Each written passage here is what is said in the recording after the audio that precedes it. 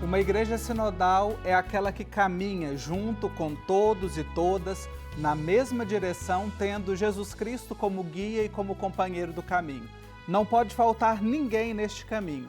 Por isso, um desafio que desponta nesta perspectiva é a acolhida à comunidade surda, promovendo a devida e necessária acessibilidade. Sinodalidade e acessibilidade.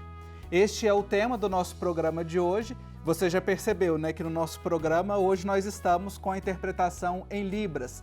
E para essa conversa eu tenho a alegria de receber aqui no nosso estúdio o padre Wagner Douglas, ele que é assessor eclesiástico da Pastoral do Surdo no Regional Leste 2, presbítero da Arquidiocese de Belo Horizonte, atua pastoralmente na paróquia Cristo Sol Nascente, em Ibirité, e também no Curato Nossa Senhora do Silêncio, no cuidado pastoral dos surdos. Padre Wagner, uma alegria tê-lo aqui no nosso Igreja Sinodal. Obrigado pelo convite, a oportunidade de vir aqui falar sobre a Igreja Sinodal e a nossa missão, nosso trabalho com a comunidade surda. Isso, extremamente importante.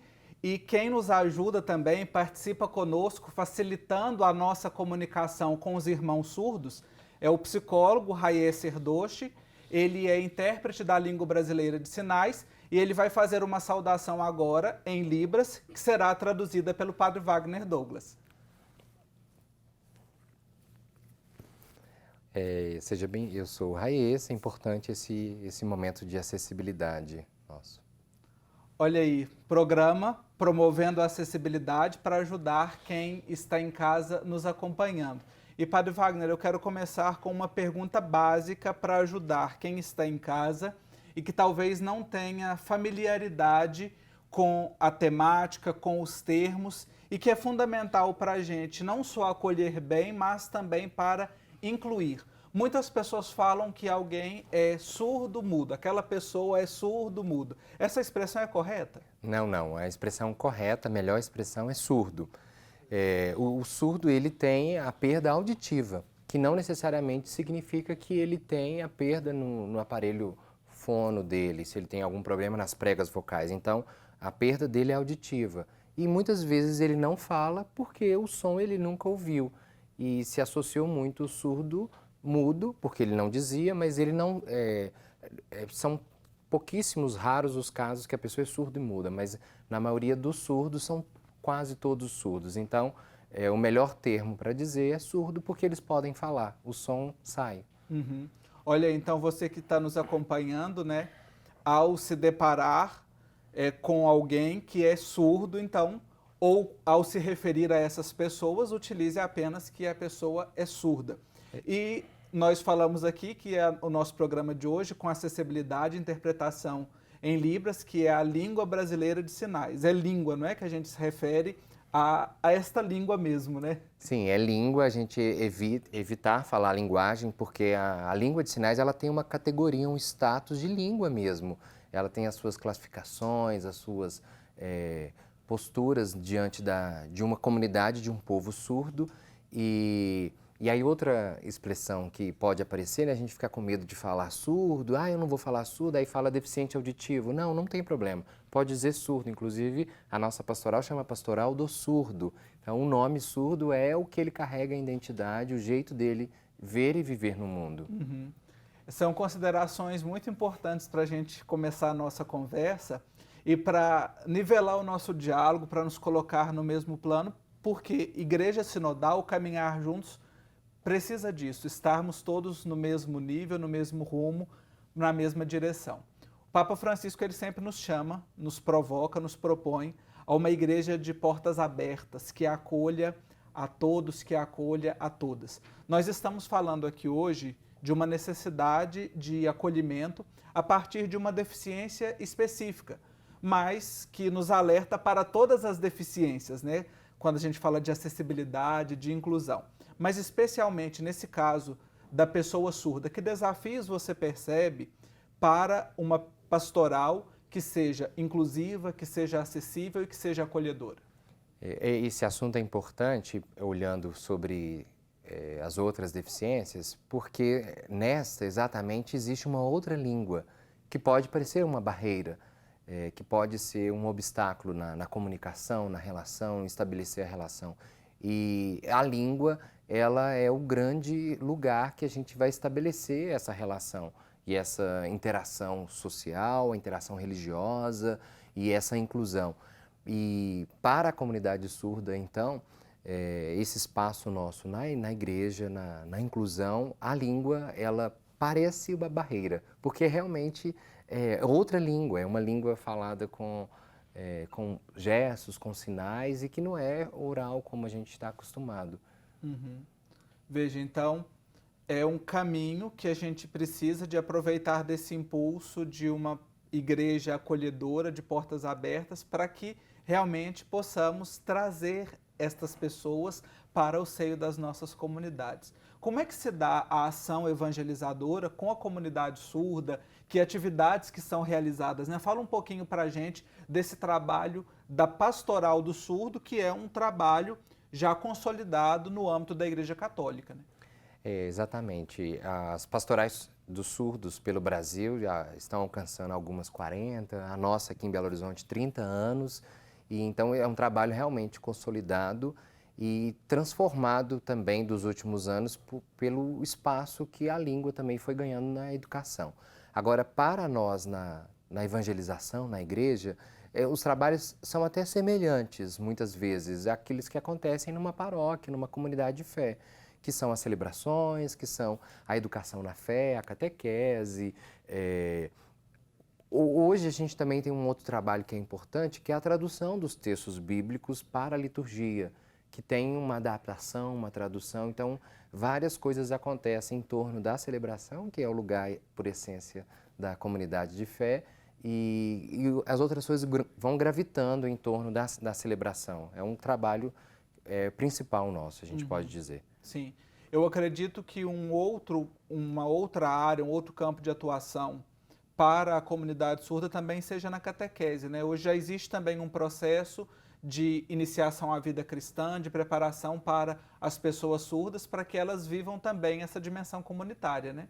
Isso é assim, é muito bonito e interessante quando a gente olha na comunidade surda, um exemplo de olhar que na catequese um próprio surdo seja catequista de outro surdo, porque o olhar dele da fé é muito peculiar e próprio de ser surdo. A gente dizia da identidade de ser surdo no início.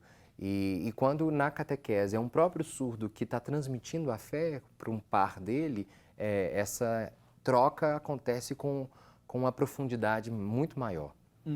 Ele vai passar para o outro, passar talvez não seja a melhor palavra, ele vai partilhar, né? transmitir para o outro, partilhar a fé a partir da experiência que ele tem da pessoa de Jesus, do contato com a palavra, né?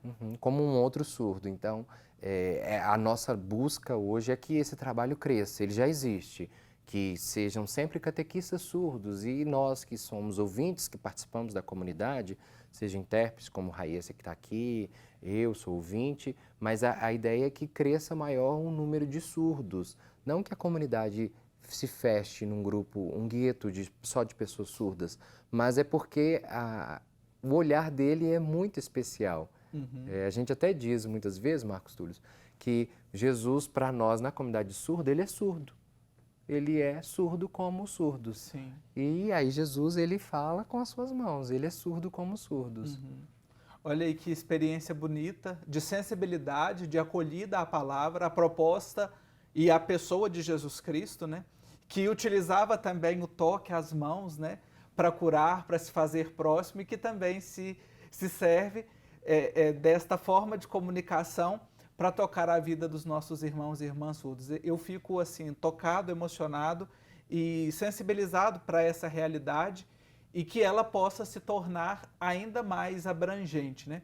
Aqui no Regional Leste 2, que compreende as dioceses do estado de Minas Gerais, né, agora, como é que está estruturado o trabalho com a Pastoral do Surdo? Nós temos atividades que foram até interrompidas pela pandemia, mas a gente conseguiu o retorno. Uma das atividades chama Estação da Libras, que é fomentar a língua de sinais nas comunidades de fé para que cresça um número de intérpretes, número de pessoas que tenham acesso à língua de sinais ou até surdos do interior que não conhecem a língua de sinais. Então são promovidos seminários, encontros com foco de evangelização, mas de incentivo da língua de sinais, Estação da Libras.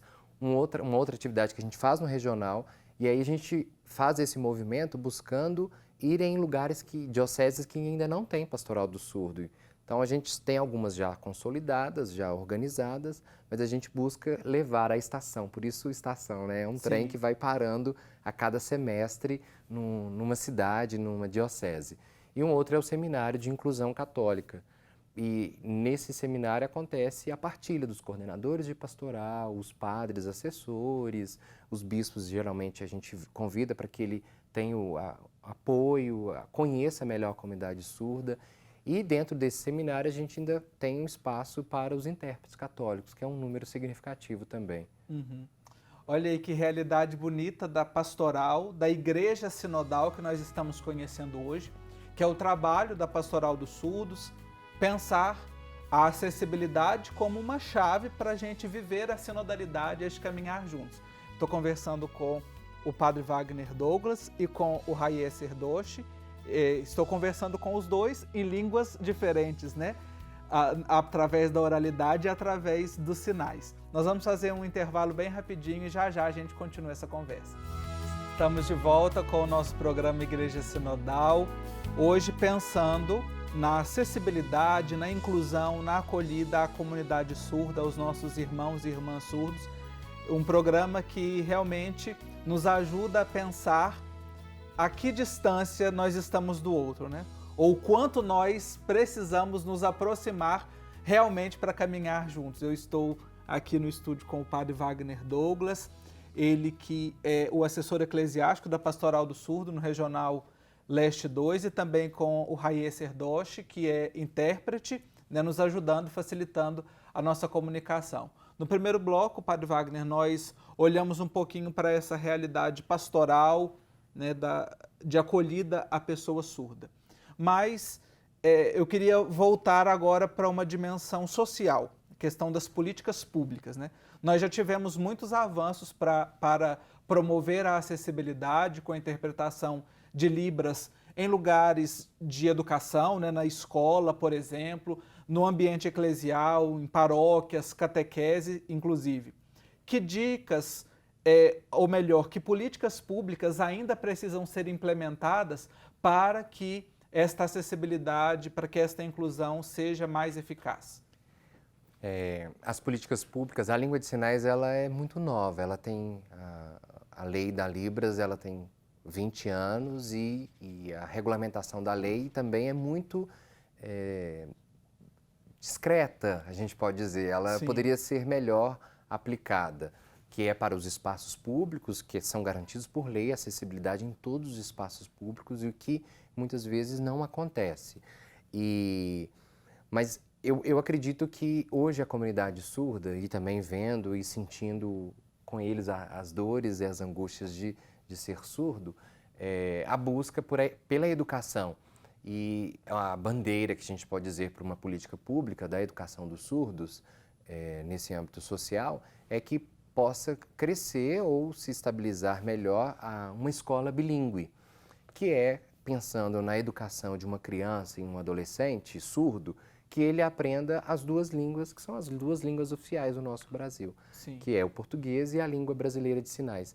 E que aí numa escola ele seja alfabetizado nas duas línguas simultaneamente. O que hoje acontece é que um surdo ele precisa aprender primeiro o português, e aí ele tem um atraso muito grande, de muitos anos, porque ele vai aprender uma outra língua que não é a sua língua mãe, a sua língua natural, Sim. que é a língua de sinais. A gente chama de língua 1.